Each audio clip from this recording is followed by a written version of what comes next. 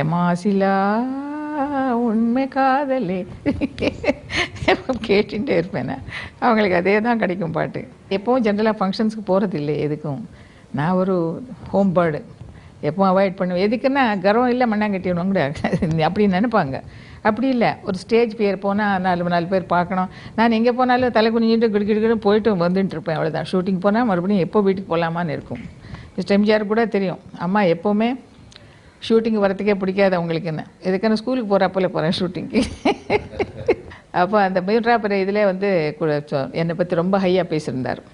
அம்மா வந்து ஹீரோயினாக ரொம்ப பெரிய ஸ்டேஜில் இருக்கும்போதெல்லாம் நாங்கள் சின்ன வேஷம் போட்டுட்டு இருந்தோம் அப்படின்னு சொல்லி அது என்னை பற்றி ரொம்ப ரொம்ப பெருமையாக பேசார். சகோதரி பானுமதி அம்மான்னு சொல்லி ரொம்ப இப்போ பேசும்போது மிஸ்டர் குரானா இருந்தார் கவர்னர். அப்போ அவர் ஐப்ரோஸ் ஹிஸ் ஐப்ரோஸ் வெண்ட் அப்.